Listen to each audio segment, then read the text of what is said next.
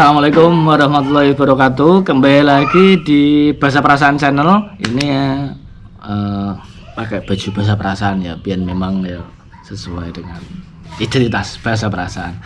Oke, kali ini kita membahas kenyamanan sebuah pekerjaan. Yang ini ada kaitannya dengan mencari sebuah goal kenyamanan yang mana tanpa keluhan. Kita simak aja ya. Oke, ini merupakan sharing-sharing yang saya alami dulu dari lulus kuliah, yaitu 2013 sampai menemukan kenyamanan berupa bahasa perasaan itu di 2018. Jadi mungkin 5 tahun ya, 5 tahun. Jadi urut saja, setelah lulus kuliah saya menjadi guru. Oh ya, ini sebetulnya konten untuk menilai kita kemampuannya di mana, kita senangnya di mana, kemudian kita mengeliminasi ketidaknyamanan atau mengeliminasi yang menyebabkan keluhan ya. Jadi mengeliminasi keluhan selama bekerja. Nah, jadi proses tadi itu terus saya cari, saya analisa kenyamanannya di mana, skill saya di mana, rutinitas saya gimana, saya ngeluhnya di mana. Nah, yang 3 ini saya ambil, yang kalau ada keluh ini tak cut. Nah, jadi bisa dipahami ya, bahwasanya mencari zona kenyamanan itu dengan menghilangkan atau mengeliminasi sebuah keluhan. Oke, kita flashback dulu di 2013 saat lulus. Setelah lulus saya sempat ngajar di sekolah. Ngajar di sekolah seperti yang teman-teman ketahui, bahwasanya di sekolah itu apalagi sebagai honorer itu secara pendapatan sangat-sangat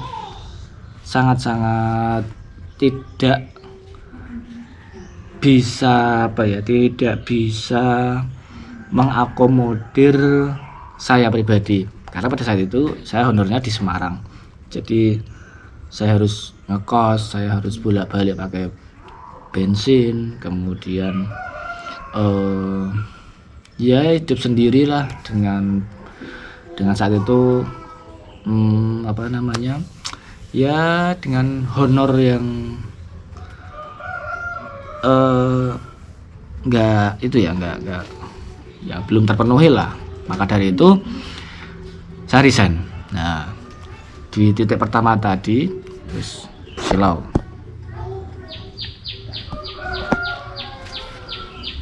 Nah, maju sedikit biar enggak silau.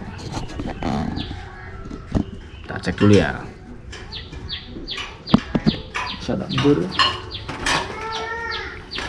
Oke, jadi pada saat pekerjaan yang pertama itu ketidaknyamanan saya itu ada di penghasilan. Secara lingkungan nyaman, secara karena aku ngajar dan ketemu siswa-siswa yang pintar itu menyamankan saya, itu cocok. Jadi yang tidak cocok itu sebetulnya membalanskan keinginan saya dan pendapatan. Jadi keinginan saya macam-macam, tapi kayak tidak bisa dipenuhi dengan pendapatan yang sekian. Itu problemnya di situ. Jadi yang kebaik tidak menyamankan sepenuhnya.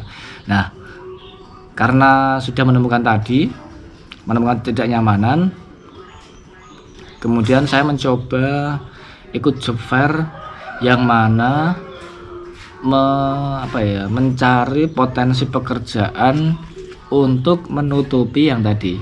Saya kan tentang finansial ya, finansial nggak cukup.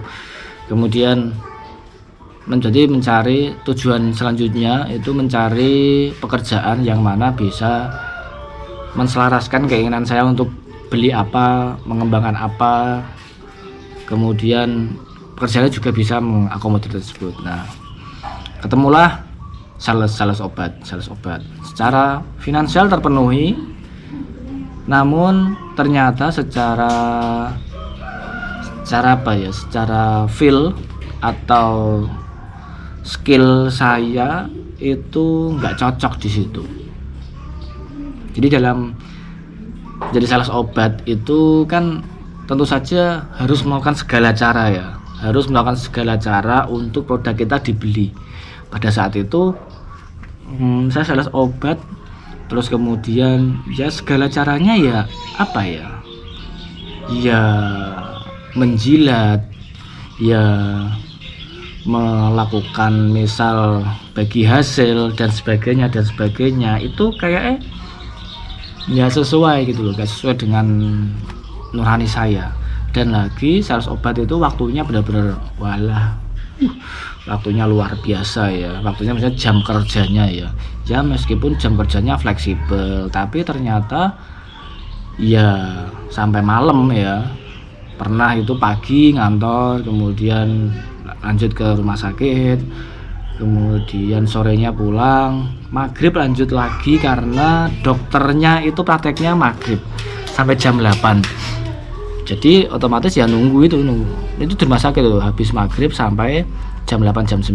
Habis itu ada lagi dokter yang prakteknya itu jam 9, kemudian selesainya itu jam 11 jam 12 malam tergantung selesainya pasien. Nah barulah ketemu jadi hari-hari meskipun nggak setiap hari itu dipenuhi oleh ketidakteraturan waktu, yang mana kayak saya juga nggak tipikal yang tadi ya, yang melakukan segala cara untuk produk saya dibeli karena emang nggak cocok. Kemudian secara jam kerja juga saya nggak cocok gitu. Nah itu jadi jam kerja saya nggak cocok. Kemudian lingkungan. Nah ini lingkungan pada saat itu memang nggak cocok dengan karakter saya. Karakter saya kan tipikal ya namanya sarjana basa Jawa ya, jadi memang kita perlu empati, kita unggah-ungguh gitu karena pada saat itu di kota besar yang mana itu tidak memerlukan itu, sehingga skill saya ya nggak terpakai, malah cenderung terkesan deso gitu ya, dianggap deso karena salaman kok apa gitu, budaya-budaya tersebut dianggap tidak cocok di sana. Tapi saya melakukannya karena ya jadi diri saya seperti itu, tapi ternyata juga nggak cocok juga gitu. Kemudian skill saya yang berupa bahasa, misalnya bahasa Jawa kromo gitu juga nggak kepakai karena di kota besar kan pakainya bahasa Indonesia, sehingga ya nggak terpakai. Jadi skill nggak kepakai, uang ada tapi skill nggak kepakai, lingkungan juga nggak, kemudian karakter pekerjaannya juga nggak sesuai dengan ketulusan saya. Jadi harus melakukan segala cara ya untuk produk itu dibeli gitu. Jadi untuk menjilat lah, kemudian kerjasama untuk apalah lah gitulah, intinya enggak. Nah kemudian lanjut lagi sales alkes itu sebenarnya sudah enak, tapi ya tadi saya merasa berdosa karena memang nggak capai target gitu, tapi juga terus berjalan selama 3 bulan. Ya sudah saya cabut, menemukanlah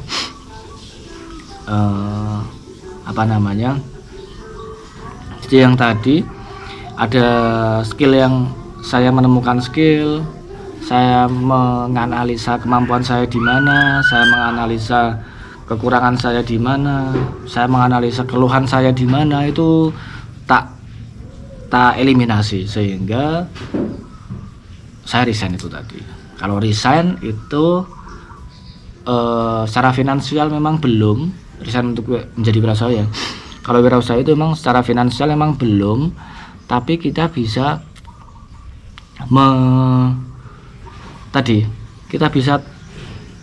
melakukan pekerjaan yang mana menghindari kekurangan kita. Lanjut, meskipun itu berproses juga ya. Jadi wirausaha itu nggak langsung kita menemukan langsung yang kelebihan kita menjadi sebuah pekerjaan, kekurangan kita cut loss, nggak langsung ternyata. Nah terbukti dengan tadi setelah resign saya sales, setelah resign saya sablon gelas. Nah, sablon gelas ini juga ternyata nggak berhasil. Saya nggak berhasil untuk membuat produknya karena alatnya lumayan rumit, ternyata nggak nyaman, sehingga saya ke BSK. BSK itu jadi tipikalnya itu kayak sales, balik lagi ke sales, tapi produk yang kita tawarkan itu produk kita sendiri, dari rumah ke rumah. Wah, dari Blora Barat, door to door, menawarkan produk, agak silau, menawarkan produk. Nah, produknya bukan produk kita, kemudian kita anggap bahwa itu outdoor ya, sehingga dari rumah ke rumah kepanasan, kemudian menawarkan, itu muncul lagi sebuah ketidaknyamanan bahwasanya iki produknya kayak produkku dewe, kemudian aku panas-panasan. Nah, sehingga terciptalah rumus yang mana ternyata saya di luar tuh nggak nyaman, ternyata sales kalau nggak produknya dewe itu nggak nyaman. Nah, lanjut ke Eskuwood. Eskuwood ini sebetulnya proyek bersama dengan istri, yang mana saya menjadi kreatifnya untuk membuat logo, label, dan sebagainya, marketingnya itu saya semua, kemudian istri yang jualan. Nah, tapi ternyata secara jam kerja itu nyaman, tapi secara penghasilan itu nampaknya kami belum cukup sabar, karena bayangkan saja satu hari itu yang AWD kuat sedina pira yang sedina pira kuat pira sehari 20.000 ini pemasukan ya, jadi omset, jadi ini belum termasuk, belum dipotong apa namanya degane, melon, kemudian bahan-bahannya lah. Sehari itu 20.000 itu 5 gelas ya, 5 gelas, karena satu awal Jumat banyak ya, benda Jumat ya, tapi saya sampai Kamis itu ya 5 lihat. Jadi satu degan itu cukup untuk 4.000-an, cukup untuk 5 gelas. Jadi sehari 20.000 bayang no ya. Eskuwood, jadi saya dulu jualnya 4.000-an, kemudian sehari 20.000. Secara jam kerja nyaman, secara komunikasi dengan buyer nyaman, produknya saya sendiri nyaman. Tapi yang tidak nyaman itu ya tadi uangnya belum nyaman. Kemudian nah satu lagi nih, aktivitas saya tuh nggak nyaman. Yang nyamannya itu macet degan itu loh, macet degan itu saya nggak nyaman. Selain karena saya nggak menggali bagaimana cara bendo sing tajam itu seperti apa. Jadi ketika misalnya degan gitu, terus kemudian bung itu bendal ya, nah itu saya kayak saya nggak di sini gitu. Saya sudah mikir saya nggak di sini. Kemudian semesta mendukung, masuk bulan November di mana hujan sangat lebat sekali, sampai payung Eskuwood saya ambiar. Istri sudah hamil 8 bulan dan diputuskanlah kita untuk rehat Eskuwood gitu. Rehat untuk Eskuwood.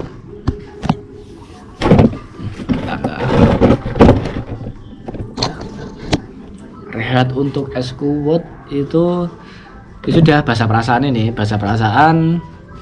Kalau bahasa perasaan memang alhamdulillah dari awal sampai hari ini, dari memfoto 500.000 satu kali angkatan sampai saat ini di 3 juta sekali angkatan, at least sudah meningkat 6 kali lipat. Itu perasaannya sama, dalam arti kata perasaan sama itu sangat menyamankan dalam arti kata meskipun jauh, tapi pada saat dulu saya sekali angkatan 500.000 itu juga sangat nyaman sekali. Mengerjakannya juga nyaman, jam kerjanya juga nyaman, karena hanya Sabtu Minggu kan dulu, hanya pas saat mergawe tok lah. Kemudian yang lainnya juga saya skill komunikasi juga terbentuk karena berhadapan dengan orang berhadapan dengan orang Jawa, karena jadi tindak tanduk itu benar-benar, kalau di Jawa itu unggah-ungguh benar-benar sangat terhargai. Untuk berkomunikasi yang lebih tua itu benar-benar terhargai. Jadi skill saya di situ dan termanfaatkan di situ. Kayak ini kita bagi dua aja ya partnya ya. Jadi sampai saat ini benar-benar nyaman ya. Saya menjalani dengan penuh kenyamanan, marketing nyaman, upload IG nyaman, dan semua nyaman tanpa keluhan. Dan alhamdulillah ini, alhamdulillah di tahun ke-6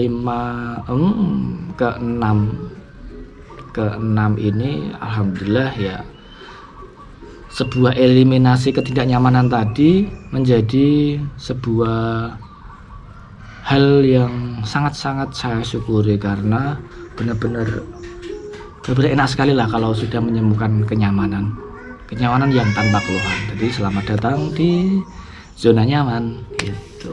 Jadi itulah konten kita kali ini tentang mengeliminasi ketidaknyamanan. Nah gitu, semoga teman-teman juga tetap dikuatkan meskipun nggak nyaman tapi nggak ada pilihan lain, tetap dikuatkan. Yang sedang mencari kenyamanan ya semoga segera dapat kenyamanan, karena kalau sudah sampai ke kenyamanan itu langsung bisa melejit, insya Allah. Oke gitu ya, sekian dulu konten hari ini. Assalamualaikum warahmatullahi wabarakatuh.